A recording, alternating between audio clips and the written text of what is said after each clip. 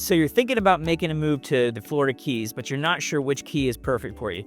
You love going out in the water and enjoying the beautiful sandbars, and you're not necessarily interested in being in Key West every single day. In this video, we're going to be discussing Big Pine Key. Big Pine Key is 40 minutes away from Key West, so you can access it pretty easily. And then you have Marathon right over the bridge, and there's some great restaurants and bars in that area as well. And in case we've never met before, my name's Solaris Gregory. I'm also a licensed realtor here in Key West and the lower Florida Keys. I help people buy, sell, invest, and relocate to this wonderful island. Also, my wife Marcella, our daughter Venice, and our puppy Honey, we were all born and raised here.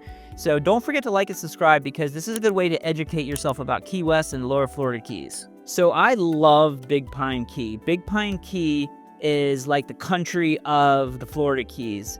It's such a beautiful area. You have Looe Key that's right outside. You can get there by boat. It's one of the most beautiful reefs in the Florida Keys. You also have quick access to Bahia Honda, which if you're driving towards Marathon, you go right over the bridge there, and it is the most beautiful beaches in the Florida Keys. It's a state park. And there's so many different little areas that you can swim, you can be with other people, or you can be pretty much secluded. So the clients and friends that I have sold houses to in there, they absolutely love it. I see them post pictures on Facebook all the time about them going to the beautiful sandbars. They have the contents keys right there, which beautiful sandbar area. You can picnic out there, bring your dog, and it comes out of the water so kids can play in the sand. It's one of the most beautiful sandbars in the Florida Keys. Also, you can access the Gulf really easily if you're fishing, or you can go out to the front side. We actually just went out there recently and caught a bunch of tuna. We maxed out on tuna in about 2 hours. It was really one of the best experiences. We went out with Captain Hugh Morgan. I'll put his contact information on the bottom as well. He is a great captain. I fish a lot, but I wouldn't say I'm a very good fisherman, and he was very patient with me. He also taught me a lot. So not only did we max out on tuna, but I also got a good education on fishing as well.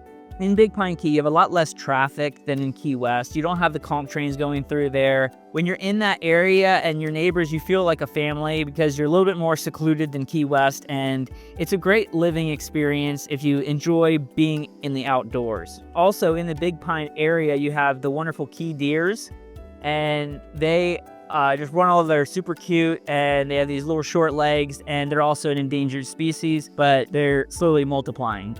Another plus about Big Pine Key is the houses in that area are a lot less expensive than in Key West or in Sugarloaf or even Summerlin Key for that matter. Something else that you might want to take into consideration is if you are going to purchase a house there and you have a boat, there's two different things that you definitely want to look into. Is they do have some plug canals there, which means that back in the day they had blown them out with dynamite illegally. And at the end of the canal, they plugged it, so you can't get a boat in or out, but it's they call it a swimming canal or a plug canal, so look for that on the MLS. There's good kayaking and paddleboarding through that area as well. Something else that you need to take in consideration is the height of the bridges that are in that area, because if you have a tower on your boat, you might not be able to access the ocean from certain canals. So there's only a few restaurants in that area. So if you want to access more restaurants, you're going to have to go across the bridge to Marathon or come down to Key West. But along the way down to Key West, there's some really good restaurants like Square Grouper. In that Big Pine area, there's No Name Pub. They have a lot of food there as well. And there's one main grocery store, which is a Winn-Dixie. And I think there's a few different hardware stores in that area as well. So Big Pine Key is a very quiet area. There's some beautiful nature trails and some really nice parks in that area as well. If you're going to be in that area, it's definitely good to be on a canal and being able to access the water, because you can use the whole ocean as your backyard, and it's just a really beautiful area. So if you want to be able to access bigger hardware stores, if you go across the bridge to Marathon Key, or there's also a Home Depot in Key West. There's plenty of restaurants in Marathon if you don't want to be in that area all the time.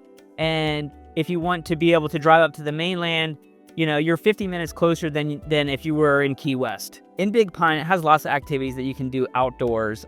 There is, there's beautiful kayaking, paddleboarding, and you can bike around the island as well. There's a lot of other things going on in that area.